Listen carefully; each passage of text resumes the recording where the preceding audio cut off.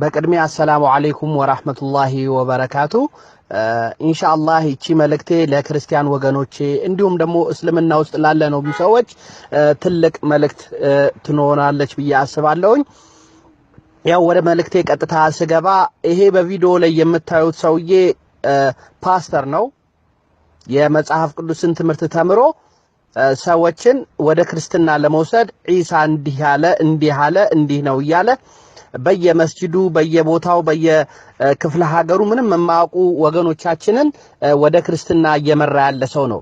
ይሄ ሰውዬ መጀመሪያ ለክርስቲያን ወገኖቼ የማስተላልፈው መልእክት በቃ ልክ እንደዚህ ሰውዬ ይሄ ሰውዬ ትልቅ ማሳያ ነው። ከዚህ በፊትም 4 ወይ 5 የሆኑ ሰዎችን አሳይተናል። ሙስሊም ነበርን ክርስትናን ተቀበለናል ብለው ሲዋሹ ነበር። የነሱን አላመናችሁንም። ዛሬ ደግሞ የሙስሊም ልብስ ለብሶ መጥቶ ሙስሊም ነኝ እንደዚህ ነኝ ክርስቶስ ጌታ ነው ብሎ በቁርአን ላይ ጌታ እንደተባለ አስመስሎ ሲዋሽና ሲሰብክ በአይናችሁ እያያችሁት ነው አሁን በዚህ ቪዲዮ ላይ የምታዩት።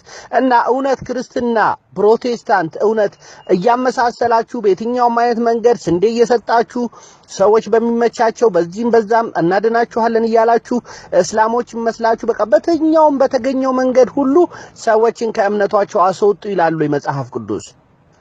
እነዚህ ሰዎች ሌላ እምነት ወይ ሙስሊሞችን እንደዚህ ልብስ ለብሰው መዋሸትና ማታለል ከቻሉ እዛ ቤተክርስቲያን ውስጥም እንደዚሁ ብዙ ውሸት እንደሚዋሿችሁ ምንም አትጠራጠሩ ክርስቲያን ወገኖቼ። ኑ ለኢስላም ወላሂ ኢስላም ብርሃን ነው። ዛሬ ዓለም ሁሉ በጥላቻ አይን በመጥፎ አይን የሚያየው እውነትን ስለያዘ ነው። እውነት የነብያቶች የክርስቶስ ወይም ኢሳ ትክክለኛ ስሙ ኢሳ ነው። የኢሳ አለይሂ ሰላቱ ወሰላም የአላህ ሰላምና እዝነት በሱ ላይ እንዲሁም እስከ መጨረሻው ድረስ ቀኑን መንገድ በተከተሉ ላይ ይሁንና የኢስላም ነብይ የሁሉም እምነት ነው ኢስላም። ኑ ወደ ኢስላም የእውነት እምነት ነው። አንድ ሙስሊም ይሄንን ቢያደርግ ኖሮ በጣም አፈር ነበር። አልহামዱሊላህ ረቢል ዓለሚን። ለሙስሊም ወንድሞቼ እህቶቼ ደግሞ ይሄን ያህል ሰው ውሸትን ተንተርሶ በእምነቱ ስለሚያፍር ነው ያለውን ሁኔታ ስለሚያቅ ነው። እንግዲህ ይሄ ሰው የቶብ ለብሶ ሰዎችን እያታለለ አላህ Subhanahu Wa Ta'ala በቁርአኑ ነዕለቱላሂ አለል ካዚቢን ነው የሚለን። የአላህ ቁጣ ይወረድበት ማን ላይ? ውሸታም ላይ ነው የሚለን። 10 ሚሊዮን ሰው ኑረዲን ይሰልምልሃል እና በዲን ላይ የሆነ ነገር ዋሽ ለሰዎቹ ደስ ብሏቸው እንዲሰልሙ ማለት ነው ብባል እነዛ 10 ሚሊዮን ህዝቦች እንዲሰልሙ እኔ በዋሽ ከአላህ ጋር ነው የምጣለው። እነዛ ሰዎች ሊሰልሙ ይችላሉ፣ እኔን ግን አላህ ይጠይቀኛል።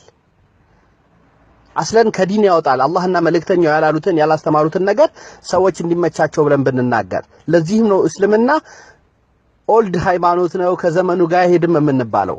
አልহামዱሊላህ ረቢል ዓለሚን። እስልምና የተፈጥሮ እምነት ነው።